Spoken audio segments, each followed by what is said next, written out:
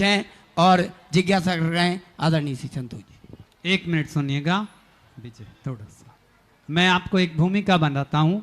आज सुबह 4:26 पर एक फोन आया, मैं सो रहा था। वहां से जो आवाज आई थी, संतोष जी पटना सागर वालों के प्रतिनिधि बोल रहे थे। उन्होंने अपने आप को, कल गुरुदेव का जो संदेश उन्होंने प्राप्त किया, पूरी रात सोए नहीं, 1 मिनट भी उनको नींद नहीं आई और उन्होंने हालांकि रो रो कर अपनी आंखों को अत्यंत द्रवीभूत कर लिया और आज अत्यंत नम्रता के भाव से यहाँ पर आए हैं। अब हम नहीं समझ सकते कि उनके हृदय को किस कदर गुरुदेव ने जो कहा है, जो अंतर्मन से गुरुदेव के वचन निकले हैं, वो उन्हें समस्त रूप से मानने के लिए यहाँ आए हैं और अपनी क्षमा याचना यहाँ पूरे विश्व के सामने, गुरु चरणों के सामने रख रहे हैं। संतोष जी पटना। नमोस्तु भगवान। तुम बड़े प्रणाम नहीं पढ़ पाएंगे।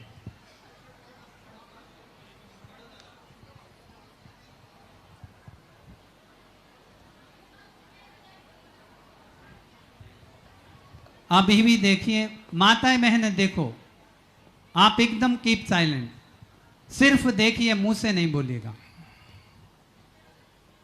संत शिरोमणि आचार्य विद्यासागर आचार्य समय सागर जी महाराज की जय। आचार्य विशुद्ध सागर जी महाराज की जय। मुनि पुंगव श्री सुधा सागर जी महाराज की जय।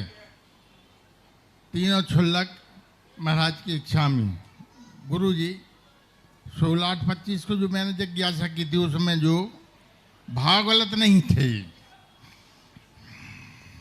भाव को गलत कर दिया जबरदस्ती। मैंने जिज्ञासा समाधान के स्टेज पर खड़ा हुआ था, प्रभु हमारे मन में जो शंका थी वो तो हम आपसे पूछते, उसका आप जवाब देते। आपने ध्यान नहीं दिया उस समय पे, और उसका बात का बतंगड़ कितना बना दिया। हमारी 50 साल की मेहनत का सब पानी फेर दिया साधु भक्ति पे। और क्या मिला इनके लिए? उसके बाद भी ठीक है, हमारे गुरुवर जब तक मेरी सांस है जब तक रहेंगे। अगर हमारे शब्दों में किसी को ठेस पहुंची हो तो अपने शब्द वापस लेता हूं, और हमारे लिए सभी साधु संत क्षमा करें। आचार्य श्री हमारे भगवान है, आचार्य श्री मैंने लिए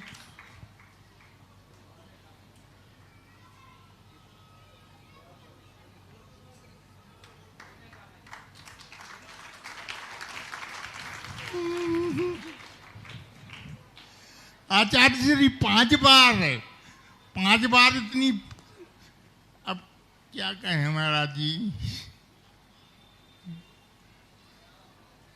इतने अच्छे भाव से इतना वात्सल्य भाव हमारे लिए हमारे सागर में किसी को नहीं मिला जितना हमको मिला है। हमारी थोड़ी भाषा शैली खड़ी है, अतः सभी देशवासियों से, महिला पुरुष भाई बहनों से, बच्चों से क्षमा चाहता हूं। मेरा स्वयं का पर्चा लिखा हुआ था, मुझे किसी ने भेजा नहीं था लिखकर। हम ऐसे शब्दों का संकलन नहीं कर सकती, इसलिए लिख के लाना पड़ता है। मन वचन काज से पूर्वक क्षमा चाहता हूं। आगे आज महाराज श्री आप खुद कहें। बहुत अच्छा। देखो, मैंने मात्र कल सबके सामने इनसे एक अपेक्षा की थी, यदि सच्ची मुनि भक्ति होगी तो मेरे इस संदेश से ही ये यहाँ आ जाएंगे। मैंने इनको बुलाया नहीं, मैं यही परीक्षा कर रहा था कि बुलाना पड़ेगा या बिना बुलाए आते। बुलाना पड़ने का अर्थ है कि अरेस्ट करना, और बिना बुलाए आने का अर्थ है कि समर्पण करना। तो मैंने इनको कुछ भी नहीं, जो संदेश मैंने माइक से दिया था, अपनी भावना व्यक्त थी और विश्वास व्यक्त किया था, क्योंकि मुझे इनकी भक्ति पर विश्वास है। ये वो शख्स हैं जो समस्त मुनियों के परम भक्तों में आते। इतनी समर्पण है कि पिछी कमंडल को ये नमस्कार कर लेते। मुनियों के प्रति इनकी बहुत वयोवृद्ध हैं, बहुत पहले से हम इनको जानते हैं और मुनियों के प्रति भक्ति इनकी है। उस दिन यदि मैं गौर से सुन लेता तो मैं वहीं तुरंत के रफे दफे कर देता, तुरंत ही मैं इनको टोक करके उसी समय क्षमा मंगवा लेता। लेकिन मेरा उपयोग दूसरी तरफ था, मैं भी इसको गौर नहीं किया और इनकी टोन पर मैं और सभा में कुछ हो रहा था उस तरफ मेरा उपयोग चला गया। और उस समय मेरी जो सभा में जो हरकत हो रही थी उसकी हंसी को देख करके मेरे लिए तो वह कई बार प्रश्नों में हो जाता। आपने देखा, आप लोग बोलते हो, हम क्षुल्लक जी से पूछते हैं क्या बोला इन्होंने, क्योंकि हमारा उपयोग कई स्थानों पर बढ़ सकता है, बटा रहता है। जो समाधान दे देते हैं उस पर भी उपयोग रहता है, कभी कुछ और छूट गया हो तो आपने देखा कि हम जिज्ञासा के बाद भी उसको फिर पूरा करते हैं। तो इन्होंने एक, तो ये सबसे बड़ी खुशी है। देखो, किसी से भी अपराध हो जाए तो उस अपराधी पर एकदम हमला ना बोल करके एक बार उसे आत्मीय मौका दिया जाए और उस आत्मीय मौका दे करके उसको देखा जाए। यदि वो आत्मीय मौका देने पर यदि अपने आप में समर्पित नहीं होता तो फिर अंतिम शब्द का साम दंड भेद नीति तो सब हैं ही, लेकिन पहले साम नीति हमारे शास्त्रों में कही, पहले साम नीति, फिर दंड नीति, फिर भेद नीति।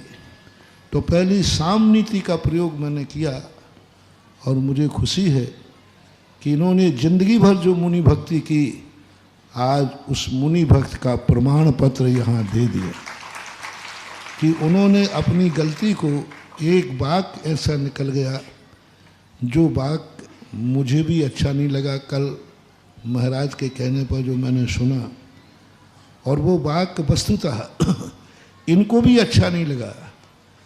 ये भी आत्मग्लानि से भरे हुए हैं कि कहाँ, क्यों, कैसे मेरे मुख से वो वाक्य निकल गया जो आज इनको उसको स्वयं ग्लानि है।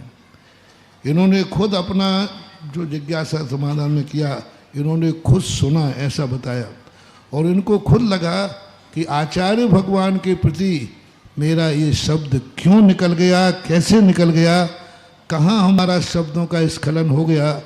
लेकिन कोई बात नहीं, स्खलन हुआ, लेकिन गलती करना उतनी बड़ी बात नहीं होती जितनी गलती स्वीकार नहीं करना। सबसे बड़ा मायना होता है गलती करने के बाद एक छोटा सा प्रवचन का संदेश सुन करके, और ये अपनी इच्छा से, सहज भाव से यहाँ आ गए। मुझे खुशी है कि आपकी आत्मा इतनी पवित्र और निर्मल भाव थी, तभी आप इतने जल्दी आकर के और सारी सभा के सामने अपने शब्दों को वापस ले लिया। सभी लोगों से मेरा कहना है, तुम श्रावक हो, मुनियों की निंदा में मत पड़ो। मुनि से कुचित कदाचित हो जाए तो मुनि दिन रात साधना करता है, तपस्या करता है, सामायिक करता है। तुम लोग कैसे काटोगे ये पाप परमबंध? और मुनियों के निंदा और मुनियों की निंदा करके जो तुम लोग स्थिति करते हो, आजकल ये पैटर्न हो गया। किसी एक मुनि के, एक आचार्य के, एक साधु के भक्त बन करके सारे साधुओं के प्रति द्वेष भाव रख लेते हैं।